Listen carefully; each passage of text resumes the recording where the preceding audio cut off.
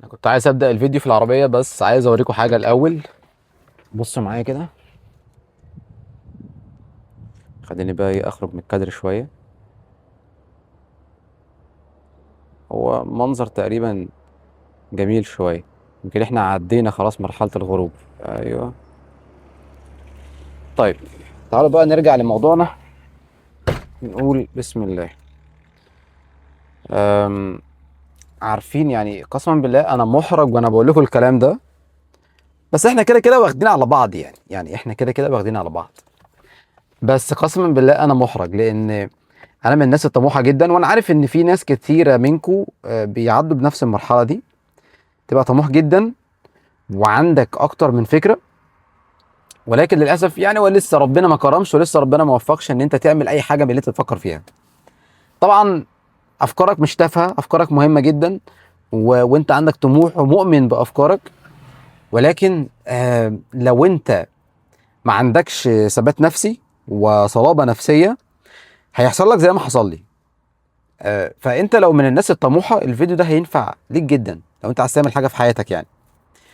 بص، اعوذ بالله من كلمه انا طموح جدا، والحمد لله دي نعمه، وعندي اكتر من مهاره.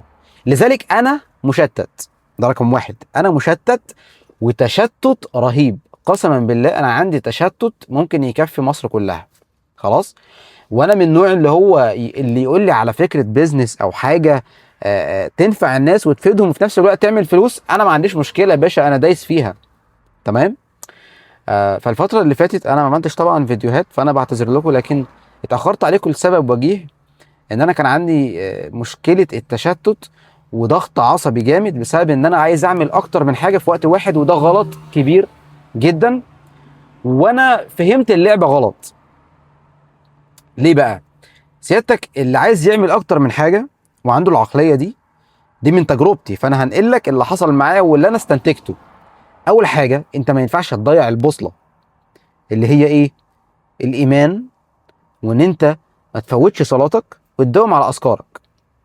ده كده شيء مفروغ منه، لان احيانا لما تنشغل بغير العباده فانت كده خلاص، انت كده ضيعت اصلا الهدف. وما خلقت الجن والانس الا ليعبدون. خلاص. فيعني ايه؟ رقم واحد فوق كده هو العباده، الصلاه. والدنيا بتاعتك كلها تبقى ايه؟ مظبوطه دينيا. خلاص. رقم اتنين، الطموح بتاعك بقى وتبدا تسعى. خلاص. طيب سعيت وانت بتسعى، مش عايزك تشيل هم اي حاجه.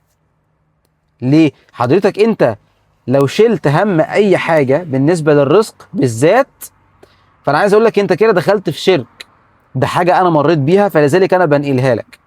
دخلت في شرك. لما تقلق ان رزقك هيجي لك او مش هيجي لك، انت كده دخلت في شرك. ليه؟ انت بتاخد بالاسباب، بتعمل الماركتينج، بتعمل السيلز، بتجيب البضاعه، بتفاصل، بتروح مشاويرك، بترص بضاعتك، بتفتح مكانك، او بتشتغل اونلاين او ايا كان. بتبدا انت مثلا ايه؟ هتعمل مشروع فلاني، هتبيع بسبوسه مثلا، ودي حاجه انا احب اعملها في المستقبل مثلا. خلاص، يبقى هنبيع بسبوسه النهارده، انا هنزل اجيب خاماتي وحاجتي وابدا ان انا اشتغل، ومش هشتت نفسي باي مشروع تاني. هبدا في البسبوسه وهتوكل على الله، قول يا رب توكلت عليك. خلاص. وابدا ان انا اشتغل واركز في شغلي ان هو يطلع باعلى جوده، وتعمل العادي. العادي اللي هو ايه؟ تبقى صادق، تبقى امين، اسعارك كويسه، عندك جوده، عندك ضمان، عندك خدمه ما بعد البيع. فتبدا ان انت ايه؟ تشتغل بما يرضي الله. وده الطبيعي بتاعك والعادي، مش مطلوب منك غير انك تعمل العادي. خلاص. طيب عملت كده، الدنيا مشيت، كمل فيها. كمل فيها لحد ما تقدر انت بقى ايه؟ تجيب ناس هم بقى يمسكوا الدنيا، وانت بقى تتفرغ لمشروع تاني مثلا. انا بكلمك من وجهة نظري. خلاص. طيب ايه الاخطاء اللي انت هتقع فيها؟ اول حاجة، عايز تعمل مثلا محل كوتشات او عايز تبيع المنتج الفلاني، عايز تعمل واحد واثنين وثلاثة واربعة. لا، لا، خدها مشروع مشروع، خطوة خطوة. محدش بينط السلم. يبقى ناخدها مع بعض ايه؟ خطوة خطوة. ما تنساش صلاتك، ما تنساش دنيتك. خلاص. عندك اكتر من فكرة، ابدأ. عايز تذاكر، ابدأ ذاكر. عايز تروح المشوار الفلاني وعندك كذا وكذا وكذا، اعمل جدول. بص انا سايب معايا ايه في العربية؟ ورقة والقلم اهي.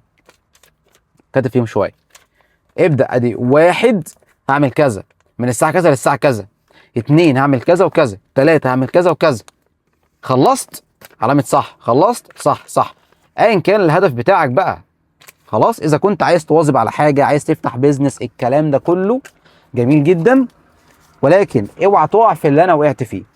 خلاص، فدي كلها نصايح عشان انا بقالي فتره تعبت عصبيا بجد بسبب كتر التفكير ومش عارف ايه وليه عند فلان فلوس، وليه وفلان ليه عندي ومش عارف ايه، وعملت بيزنس كذا وكذا وكذا.